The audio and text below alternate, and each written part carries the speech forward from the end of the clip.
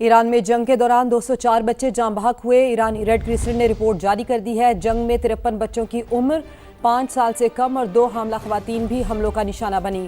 Report میں شہریوں کو نشانہ بنانا انسانی وقار کی سنگین خلاف ورزی قرار دیا گیا۔ حملوں میں اب تک 18,000 شہری زخمی ہوئے۔ فضائی حملوں سے 498 اسکول، 251 طبی مراکز اور 17 ریڈ کریسنٹ مراکز متاثر ہوئے۔ ایرانی ریڈ کریسنٹ نے بین الاقوامی اداروں سے فوری کارروائی کا مطالبہ کیا ہے۔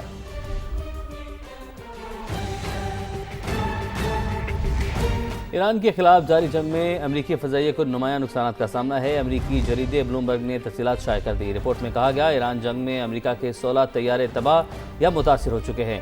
ایران جنگ میں امریکی طیاروں کے نقصانات میں اضافہ ہوا۔ کویت میں 3 امریکی F-15 طیارے فرینڈلی فائر کا شکار ہو کر تباہ ہوئے۔ بلومبرگ نے لکھا کہ ایک KC-135 ایندھن بردار طیارہ ریفیلنگ کے دوران حادثے کا شکار ہوا۔ 5 KC-135 طیارے سعودی عرب میں ایئر بیس پر ایرانی میزائل حملے میں نشانہ بنے۔ ایک ڈرون اردن میں ایئر بیس پر حملے میں تباہ ہوا۔ 2 ڈرونز حادثات کی نظر ہوئے، جبکہ ایک جدید F-35 اسٹیلتھ طیارے کو مشن کے بعد ہنگامی لینڈنگ کرنا پڑی۔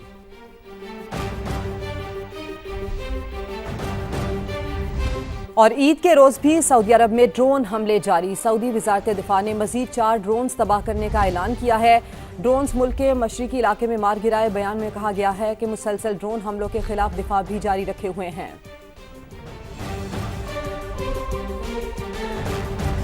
ایران کی جانب سے کویت پر تازہ ڈرون حملہ الاحدی آئل ریفائنری پر کیا گیا ہے۔ حملے کے بعد آئل ریفائنری بند کر دی گئی۔ ریفائنری کے ایک حصے میں آگ بھڑک اٹھی۔ کویتی حکام کے مطابق ایرانی ڈرون حملے میں کوئی جانی نقصان نہیں ہوا۔ آبنائے ہرمز کی بندش کے ذمہ دار امریکہ اور اسرائیل ہیں۔ حملوں کے خاتمے تک سمندری راستہ نہیں کھولیں گے۔ کراچی میں تعینات ایرانی قونصل جنرل اکبر عیسیٰ زادے کا واضح پیغام۔ بیورو چیف اسلم خان کو خصوصی انٹرویو میں انہوں نے کہا کہ دشمن ممالک نے مذاکرات کے بجائے جنگ کو ترجیح دی ہے۔ ایران اپنا دفاع کر رہا ہے۔ خطے میں پائیدار امن کی فضا قائم ہونے تک خاموش نہیں بیٹھیں گے۔ پاکستانی حکومت اور عوام کی شکر گزار ہیں جنہوں نے مشکل وقت میں ہمیں تنہا نہیں چھوڑا۔ در مرحله اول اگر می‌خواهیم شرایط امن برای عبور مرور کشتی‌ها برقرار بشه باید به این ناامنی خاتمه داده بشه. 2 آمریکا و اسرائیل و متحدان اونها دشمنان ما هستند که به ما حمله کردند. بنابراین اجازه عبور کشتی‌ها و کانتینرهای اونها توسط ما در راستای دفاع مشروع داده نمیشه. جنگی که بر ما تحمیل شده در میانه مذاکرات بر ما تحمیل شده، یعنی در زمانی که کشورهای اسلامی و دوست در منطقه به ما توصیه کردند برای جلوگیری از جنگی که مورد تقاضا و مورد توجه ما نبود، وارد مذاکره هدف اصلی اون با شهادت رهبر عالی ایران و تعدادی از رهبران و فرماندهان ارشد نظامی و از بین بردن تعدادی از مراکز حکومتی نیستیم و در مقام دفاع مشروع هستیم، دفاع قانونی هستیم و تا زمانی که اونها به تجاوز خودشون خاتمه ندن.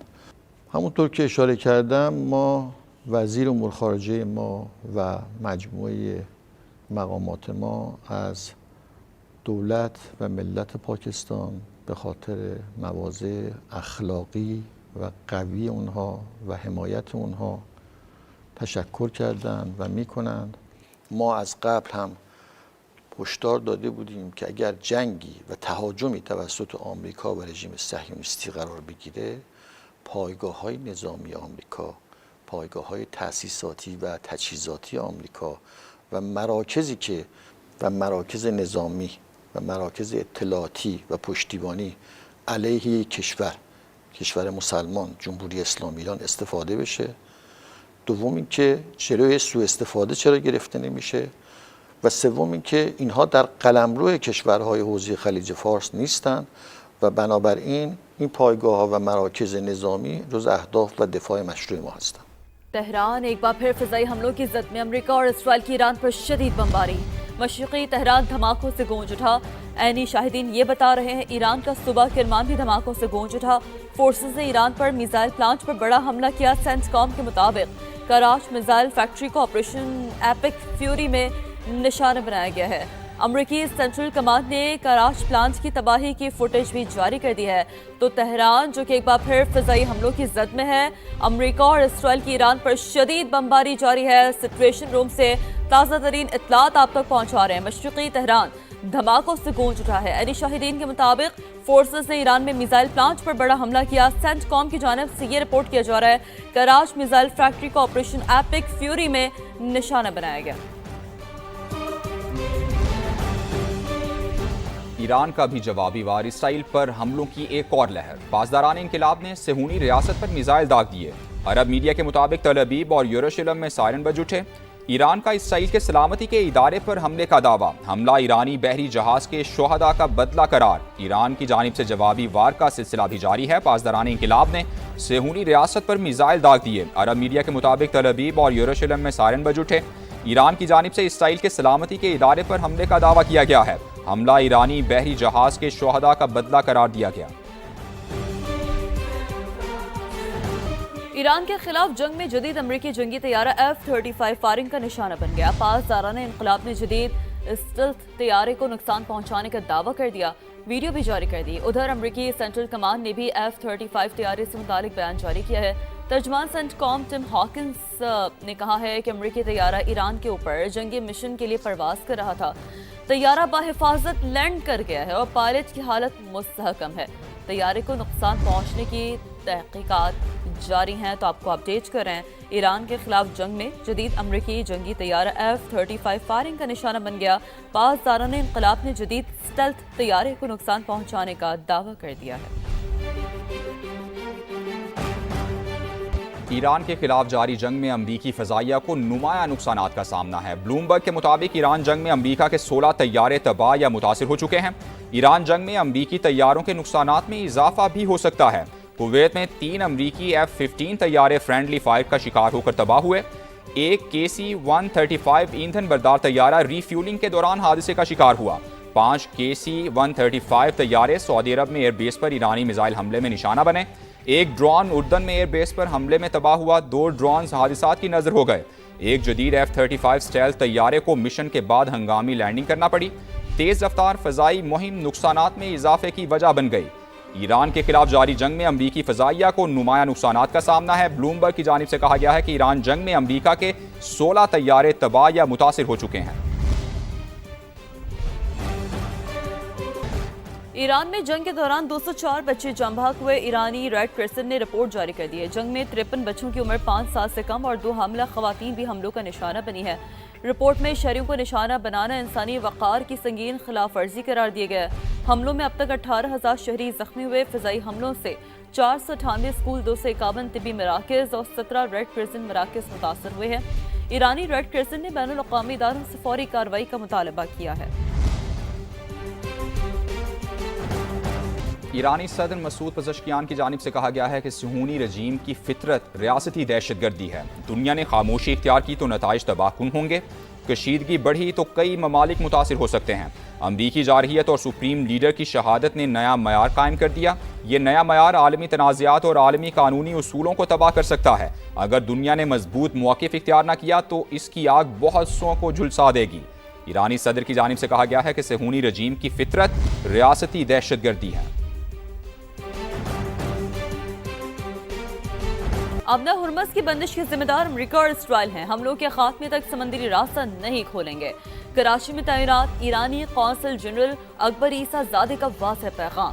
بیورو چیف اسلم خان کو خصوصی انٹرویو میں انہوں نے کہا دشمن ممالک نے مذاکرات کے بجائے جنگ کو ترجیح دی. ایران اپنا دفاع کر رہا ہے. خطے میں پائیدار امن کی فضا قائم ہونے تک خاموش نہیں بیٹھیں گے. پاکستانی حکومت اور عوام کے شکر گزار ہیں جنہوں نے مشکل وقت میں ہمیں تنہا نہیں چھوڑا.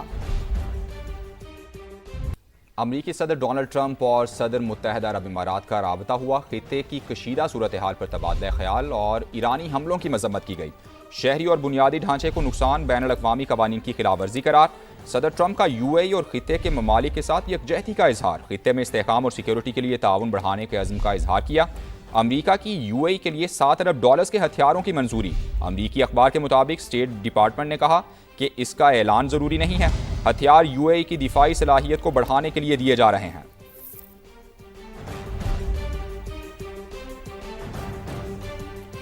متحدہ عرب امارات کا دہشت گرد نیٹ ورک ختم کرنے کا دعویٰ۔ نیٹ ورک ایران اور حزب اللہ سے منسلک تھا۔ UAE میڈیا یہ رپورٹ کر رہا ہے نیٹ ورک منی لانڈرنگ اور دہشت گردی کی مالی معاونت میں ملوث تھا۔ سرکاری میڈیا کے مطابق نیٹ ورک ایران اور حزب اللہ سے منسلک تھا۔ متحدہ عرب امارات کے صدر شیخ محمد بن زائد ال نہیان کا مصری ہم منصب عبد الفتاح السیسی کے ساتھ ٹیلی فونک رابطہ ہوا ہے۔ دونوں رہنماؤں نے مشرق وسطیٰ کی صورتحال پر تبادلہ خیال کیا۔ عرب میڈیا کے مطابق ایران کے خلاف امریکی اور اسرائیلی جارحیت کے اثرات پر بھی گفتگو کی گئی۔ متحدہ عرب امارات کے صدر شیخ محمد بن زائد ال نہیان کا مصری ہم منصب عبد الفتاح السیسی کے ساتھ ٹیلی فونک رابطہ۔ دونوں رہنماؤں نے مشرق وسطیٰ کی صورتحال پر تبادلہ خیال کیا۔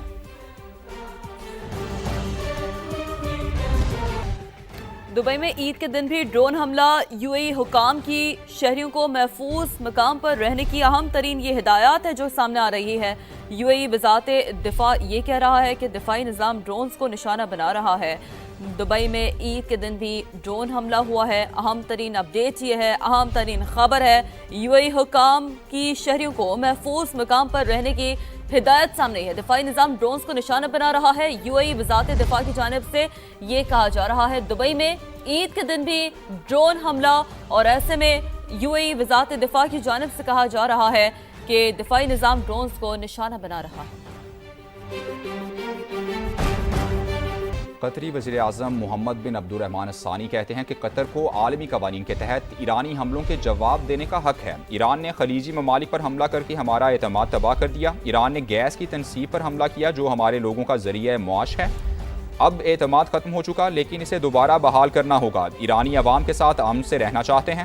دوحہ میں نیوز کانفرنس کرتے ہوئے ترک وزیر خارجہ حاکان فیدان نے ایرانی حملوں کو ناقابل قبول قرار دیا۔ انہوں نے فریقین کو کشیدگی نہ بڑھانے کا مشورہ دیا۔ کہا ریاض اجلاس کا واحد مقصد ایرانی حملوں کو روکنا تھا۔ چین کا ایران جنگ فوری ختم کرنے کا مطالبہ۔ تنازع کے عالمی معیشت پر سنگین اثرات مرتب ہو سکتے ہیں۔ آپ کو اپڈیٹ کر رہے ہیں کہ خطے میں فوجی کارروائیاں فوری طور پر بند ہونی چاہیے۔ چینی وزارت خارجہ یہ کہہ رہا ہے اپنے ہرمز سمیت اہم بحری گزرگاہوں کی سیکیورٹی کو یقینی بنانے پر بھی زور دیا جا رہا ہے۔ تو چین کا ایران جنگ فوری ختم کرنے کا ایک اہم مطالبہ ہے جو سامنے آ رہا ہے۔ یورپی یونین کا آبنائے ہرمز میں سیکیورٹی بڑھانے کا مطالبہ۔ ایسا اقدام قبول نہیں جو بحری راستوں میں رکاوٹ بنے۔ یورپی یونین کی جانب سے یہ کہا گیا۔ توانائی اور پانی کے بنیادی ڈھانچے پر حملے فوری بند کرنے کا مطالبہ۔ یورپی یونین کا ایران کی جانب سے خطے کے ممالک پر حملوں کی شدید مذمت۔ شہریوں اور سویلین تنصیبات کا تحفظ یقینی بنایا جائے۔ آبنائے ہرمز کے لیے مناسب اقدامات میں حصہ ڈالنے کو تیار ہیں۔ ایرانی ویمنز فٹ بال ٹیم کی وطن واپسی پر شاندار استقبال کیا گیا۔ تہران کے ولی اثر اسکوائر پر ہزاروں افراد نے خیر مقدم کیا۔ ایرانی ٹیم آسٹریلیا میں ویمنز ایشین کپ میں شرکت کے بعد وطن پہنچی۔ ایرانی حکومت نے کھلاڑیوں کی وطن واپسی کو قومی فخر قرار دیا۔ ایرانی ویمنز فٹ بال ٹیم کی وطن واپسی پر شاندار استقبال کیا گیا۔